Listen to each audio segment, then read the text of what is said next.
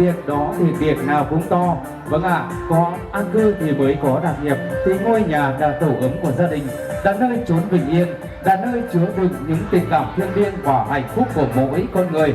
Vâng ạ, ngôi nhà là nơi có tiếng nô đùa của trẻ thơ, ngôi nhà là nơi để trở về với mâm cơm cùng những người thân yêu trong gia đình, ngôi nhà đẹp, nơi để trở về sau những ngày lao động vất vả lo toan trong cuộc sống,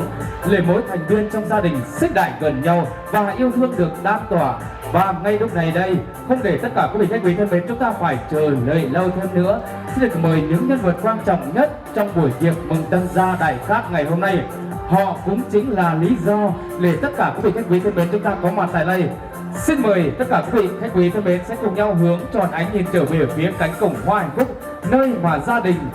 hai em, gia đình chú Vân En cùng với em Lò Thị Thiên cùng với các con sẽ cùng nhau với chút thời gian di chuyển về phía sân khấu chính để ra mắt toàn thể quý vị. Xin mời ạ.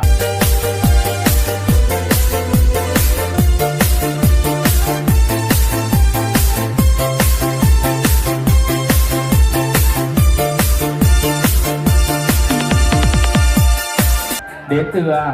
đội thợ xây dựng, cùng với đó sẽ được gửi lời cảm ơn đến với anh chị em, cô dì chú bác, hai bên gia đình nội ngoại cùng với bạn bè và làng đối xóm cũng đã hết sức quan tâm, động viên, giúp đỡ cho gia chủ có được một ngôi nhà ấm êm hạnh phúc. Và hôm nay đó chính là ngày mùng 5 tháng 2, tức là ngày 18 tháng 12 năm Ất Tỵ, được gia chủ chúng tôi chọn ngày lành tháng tốt để long trọng tổ chức buổi tiệc mừng tân gia đại cát ngày hôm nay. Và những điều tuyệt vời hơn nữa đó chính là sự hiện diện của tất cả quý vị khách quý thân mến đến dự buổi tiệc mừng tân gia đại cát gia chủ chúng tôi ngày hôm nay. Đó là niềm vui, niềm vinh dự vô cùng rất ý nghĩa. Xin được thay lời cho gia chủ, xin được gửi lời cảm ơn chân thành sâu sắc nhất tới tất cả quý vị khách quý thân mến vì sự hiện diện ngày hôm nay và những ước mong, những niềm vui mong chờ của đại gia đình chúng tôi từ rất lâu. Và ngay lúc này cũng đã đến, không để tất cả quý vị khách quý thân mến chúng ta phải chờ đợi lâu thêm nữa. Xin mời tất cả quý vị khách quý thân mến sẽ cùng tạm ngưng lại công việc riêng tư của mình, cùng hướng tròn ánh nhìn trở về phía sân khấu. Ngay lúc này đây, cho phép ban tổ chức chúng tôi sẽ được trịnh trọng tuyên bố buổi tiệc mừng tân gia đại cát của gia chủ Lò Văn Hiên, Lò Thị Liên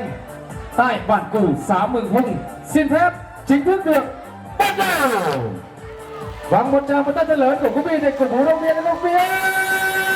Bỏ răng một đi tập đi tổ bài pha mà đi bài bản lắm gì ăn chán một thế mà của anh ăn thì ăn chán bé cho nên cổ chấm này họ ngồi ngon đừng cổ bên sư lầy ngồi này nhé cổ nhớ họ nào họ đi lu láng mà chán ba say bên một bên liều cho nên mình nghĩ cổ kiếm này cắm khắc uống nó mà cánh này lúc không còn tài quan khẩu trên cổ cũng tàu ý cổ ngắm hồn đầu hấp đi mới tháo mới ảnh lòng chúng ta bản phải lá nữa cổ hạt bánh mà chủ mắc qua bằng nguồn mơ ngân nói đủ tàu cổ mi sáng đi xưa trên cổ chúc thầy tam đi mỹ men cổ mi bụng đi ban chân là lúc bột xú trắng chú trắng men rất phi non ngại em lúc ta chú con ơi ấy cổ gia đình ý cổ hoàn cảnh nhéo nhéo ấy cho nên cửa chén đầu chép chúc sức khỏeพ่อแม่ไอ้น้องลุงตาสมบัติสั่งนะไปมาจุ่มมาต้มลูหลานเขาหนาวอีก่อตั้งหน้าตั้งตาลูเต่าchúc sức khỏeไอ้เอ็มยังดีผีจันเอ๋เช่นหาวันเชียงซื้อใครมาจ้ามันเขาลายควายเปลูเต่าลูหลานเพิ่งใครเมื่อหนาเด้อไอ้เอ็มถูกคนเด้อยกเชือกทำหินวนเจ้าวันจำเหอะตูเต่าเขาเด้อคงมาเด้อหาหามเด้อไอ้เอ็มถูกคนเด้อ